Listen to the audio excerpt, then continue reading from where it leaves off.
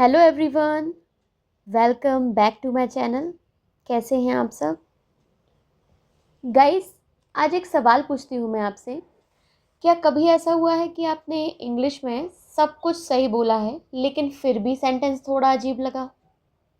जैसे कि I woke up, I brushed my teeth, I ate breakfast and I went to work. Grammar गलत नहीं है, लेकिन सुनने में कैसा लग रहा है?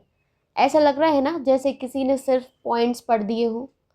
अगर यही मैं थोड़ा डिफरेंट करके बोलूँ तो मैं बोलूँगी first of all I woke up, then I brushed my teeth, after that I had breakfast, finally I went to work.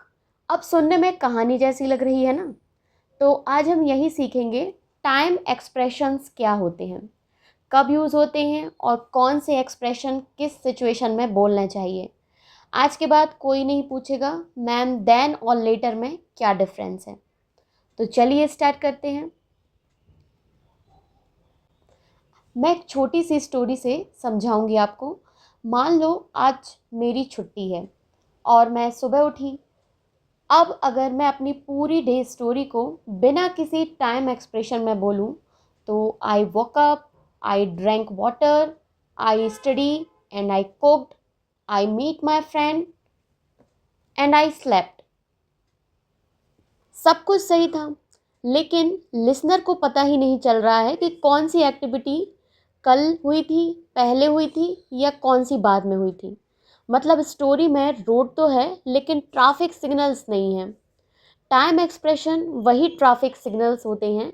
ये बताते हैं कहाँ से स्टोरी शुरू हुई है, बीच में क्या, आखिरी में क्या हुआ है। बस इतना ही काम है इनका। तो स्टार्ट करते हैं। अब सोचो, सुबह अलार्म बजा, मैं उठी, सबसे पहले काम क्या करूँगी? यही आता है आपका पहला time expression, first of all. जब पूरी कहानी का सबसे पहला स्टेप बताना हो ना तो फर्स्ट ऑफ ऑल का यूज़ करते हैं। मतलब first of all I wake up early, मतलब सबसे पहले। अब अलार्म बजा, लेकिन उठते ही क्या फीलिंग आती है? नींद। उस फीलिंग को बताने के लिए एट फर्स्ट का use. At first I feel sleepy. ध्यान देना, ये सीक्वेंस नहीं बता रहे हैं, ये शुरुआत की फीलिंग्स बता रहे हैं।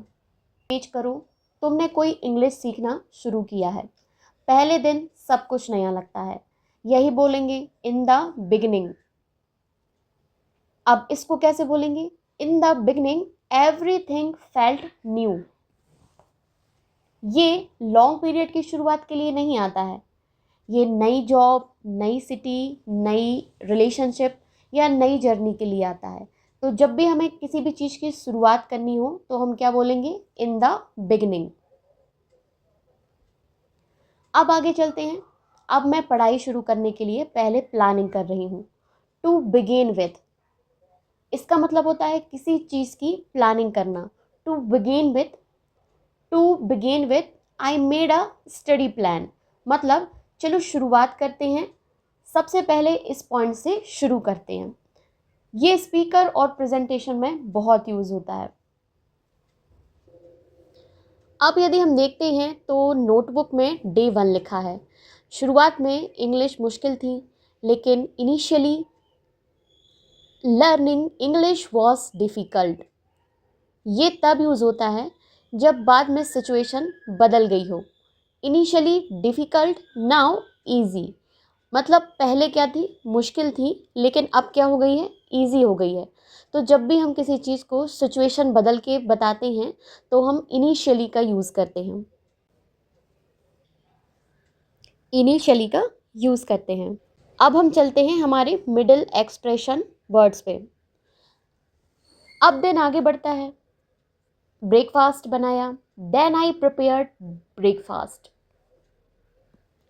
इसका मतलब है बस सिंपल नेक्स्ट स्टेप कि मैंने क्या किया।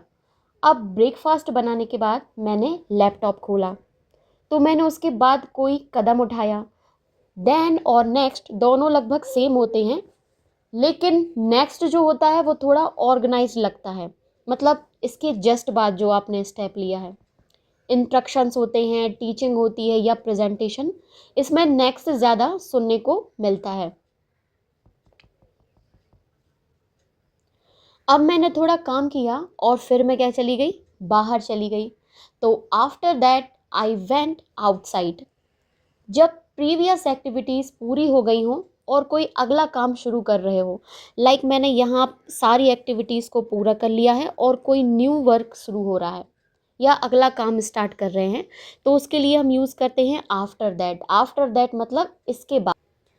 अब शाम हो गई है और मुझे मेरी फ्रेंड मिलती है, तो इसे बताने के लिए मैं बोलूँगी लेटर। जो होता है वो एग्जैक्ट टाइम नहीं बताता है, बस इतना बताता है कि कुछ समय के बाद कोई काम हुआ है। तो later I met my friend.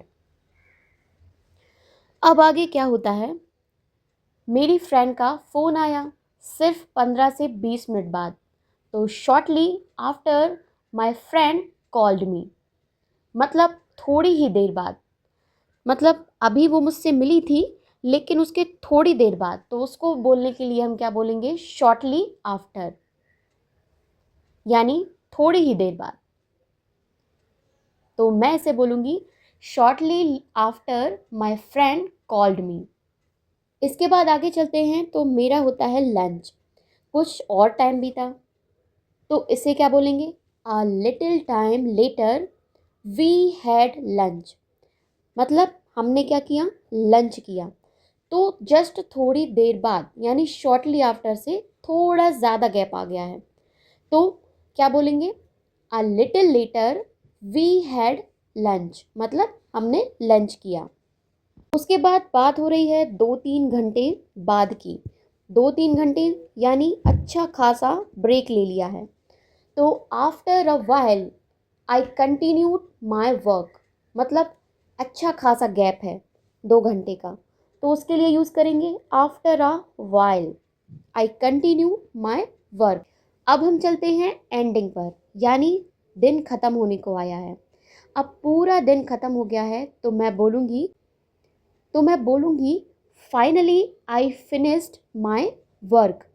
जब कई स्टेप्स के बाद आखिरी स्टेप आ जाए, मीन्स इतने सारे जो हमने स्टेप लिए हैं उसके बाद फाइनली मैंने अपना वर्क जो है वो फिनिश कर लिया है, तो क्या यूज़ करेंगे, फाइनली। अब हमारा अगला वर्ड आता है इन द एंड। अब जब हमने कई सारे स्टेप्स के बाद आखिरी स्टेप लिया था तो हमने फाइनली का यूज़ किया था, लेकिन अगर मैं सिर्फ रिज़ल्ट बता रही हूँ तो मैं बोलूँगी in the and I felt happy. मतलब दिन के अंत में मैं अपनी फीलिंग बता रही हूँ कि वो जब पूरा दिन ख़त्म हो गया तो मुझे कैसा फील हो रहा है। तो in the and I felt happy, ये फाइनल रिज़ल्ट है।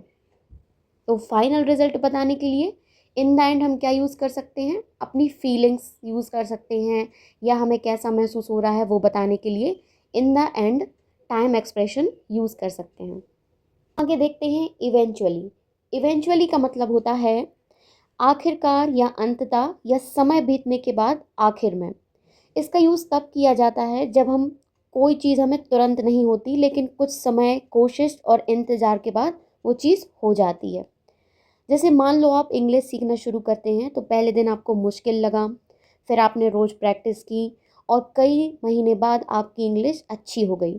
तो हम बोलेंगे eventually I became fluent in English. आखिरकार मैं इंग्लिश में फ्लुएंट हो गई। तो फाइनली का मतलब क्या होता है, जब कोई आखिरी स्टेप होता है यानी कई कामों के बाद कोई लास्ट वर्क होता है। लेकिन इवेंचुअली का मतलब होता है कोई लंबा समय या कई कोशिश के बाद यदि कोई रिजल्ट निकलता है। Like eventually she found her dream job. आखिरकार उसे अपनी मनपसंद नौकरी मिल गई। Eventually I got the job, मतलब काफ़ी टाइम बाद मुझे नौकरी मिल गई। तो यहाँ हम बोल सकते हैं कि ये लड़की अब रात में अपना काम ख़त्म करने के बाद बोल रही है eventually everything work out, means आखिरकार सब कुछ ठीक हो गया।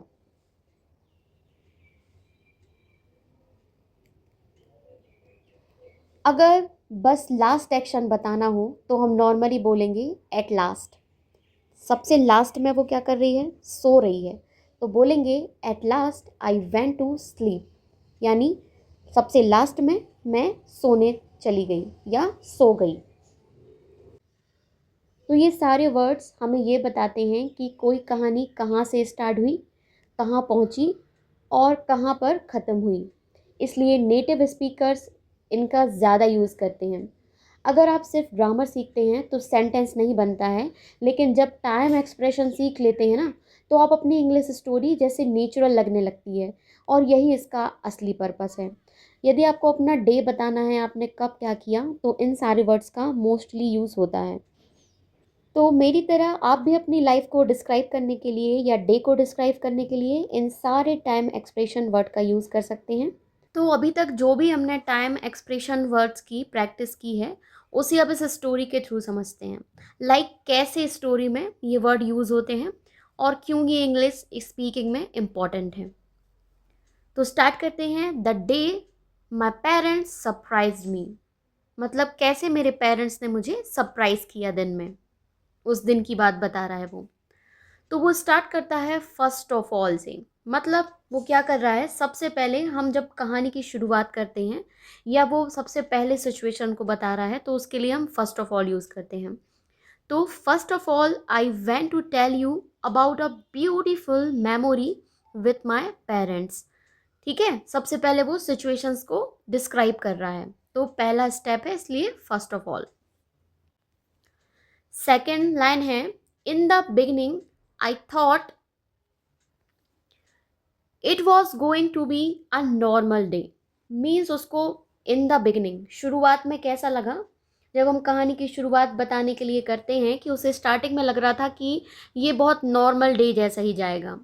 My parents were behaving a little differently, उसके पेरेंट्स कुछ डिफरेंट टाइप का बिहेव कर रहे थे, इसलिए उसको ऐसा लग रहा था। द बिगिनिंग मीन्स यदि कोई चीज़ यहाँ से यहाँ स्टोरी शुरू हो रही है, तो वो बता रहा है कि इस पॉइंट पर, मतलब डे के इस पॉइंट पर उसे कुछ भी कैसा लग रहा था कि सब कुछ नॉर्मल रहने वाला है। But I did not understand why, मतलब उसको समझ में भी नहीं आ रहा था कि ऐसा क्यों है। At first I felt confused because they were hiding something from me. तो जब वो सिचुएशन बता रहा है, तो उस सिचुएशंस की कैसी दिख रही है या उसको कैसा फील हुआ, उसके लिए उसने यूज़ किया एट फर्स्ट। शुरुआत में उसकी पहली फीलिंग या उसकी पहली सोच क्या थी, तो वो बता रहा है वो बहुत ही ज़्यादा कंफ्यूज्ड था, क्योंकि उसके पेरेंट्स क्या कर रहे थे, कुछ छुपाने की कोशिश कर रहे थे। To begin with my father asked me to get ready and come with them. यहाँ पर हम ये बता रहे हैं टू बिगिन विथ, इसका यूज़ हम अपनी पहली इंपॉर्टेंट घटना बताने के लिए करते हैं। उसे बताने के लिए वो स्टार्ट कर रहा है टू बिगिन विथ से। To begin with my parents asked me to get ready and come with me, come with them. Then I asked where are we going but they just smiled.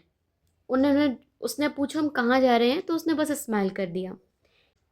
अब वो आगे बढ़ता है। Initially I thought, वो अपनी routine को या अपनी स्टोरी को कैसे बता रहा है कि initially I thought we were going to visit a relatives house. Initially का यूज़ यहाँ क्यों हुआ है, क्योंकि अपनी शुरुआती सोच या अजम्पशन बताने के लिए कर रहा है कि उसको समझ में कैसा लग रहा था कि हम रिलेटिव्स के घर जा रहे हैं। फिर आगे बढ़ते हैं। At the start of our journey I was trying to guess what was happening, मतलब जैसे ही उसकी जर्नी स्टार्ट हुई, तो वो सोच रहा था कि पता नहीं क्या हो रहा है। Then we reached a beautiful place, यहाँ हमने यूज़ किया है देन का। देन का यूज़ एक घटना के बाद यदि तुरंत दूसरी घटना होती है, तो हम उसको देन से कनेक्ट करते हैं। तो then we reached a beautiful place and next, उसके बाद, देन के बाद क्या हो रहा है, अगली घटना बता रहे हैं, तो क्या यूज़ कर रहे हैं, नेक्स्ट। नेक्स्ट मतलब जस्ट इसके बाद की घटना। तो next my mother give me a small gift box, I opened it and I was surprised. After that का यहाँ पे यूज़ इसलिए हुआ है क्योंकि किसी घटना के बाद होने वाली अगली घटना, यानी एक घटना यहाँ पे ये हो गई थी कि गिफ्ट वगैरह दिया, उसके थोड़ी देर बाद क्या हुआ, my father told me that they wanted to celebrate my achievement. A little later, a little later means उसके भी थोड़ी देर बाद।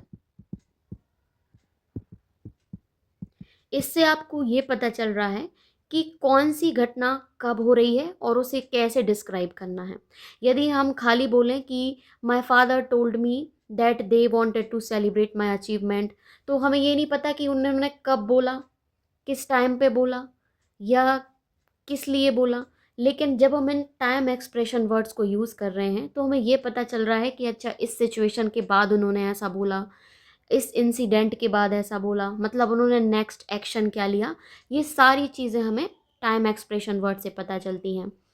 तो a little later we sat together and share old memories. सब लोग बैठ गए और उन्होंने अपनी मेमोरीज शेयर की।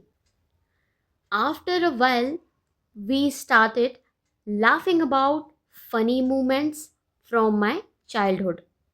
After a while means थोड़ी देर बाद, जब कुछ समय बीत जाता है तो उसे बताने के लिए हम यूज़ करते हैं after a while. Laughing about funny moments from my childhood, मतलब वो लोग एक दूसरे की बचपन की स्टोरी को सुनते सुनते या मोमेंट को सुनते सुनते हंस रहे थे। Later we took many pictures and enjoyed our time together. Later means कहानी को आगे की घटना बताने के लिए कि इसके बाद क्या हुआ। Later we took many pictures, उसके बाद उन्होंने बहुत सारी पिक्चर्स क्लिक की and enjoyed our time together, और अपना टाइम को enjoy किया। Soon it became one of my favorite memories. Soon means जल्द ही। जल्दी क्या हुआ कि ये सारी उसकी जो पूरी इंसिडेंट था वो एक फेवरेट मेमोरीज बन गया। एट द एंड मीन्स जब हम कहानी का अंत बताते हैं, फाइनल फीलिंग्स या लेसन बताते हैं तो उसे स्टार्ट करते हैं एट द एंड से। At the end of the day I realised that parents love is hidden in small surprises and a little efforts. वो ये बताना चाह रहा है कि लास्ट में रियलाइज़ हुआ कि जो हमारे पेरेंट्स रहते हैं ना, वो छोटी छोटी सरप्राइज और लिटिल्स उनके जो एफर्ट्स रहते हैं उसमें उनका प्यार छुपा होता है। तो आपने देखा कि ये स्टोरी को पूरा डिस्क्राइब करने के लिए हमने कैसे टाइम सेंस वर्ड्स का यूज़ किया या टाइम एक्सप्रेशन वर्ड का यूज़ किया। तो ये वर्ड इस तरीके से इंग्लिश में हेल्पफुल होते हैं स्टोरी को आगे बढ़ाने के लिए। तो आपको ये स्टोरी कैसी लगी मुझे कमेंट करके बताइए। Thanks for watching.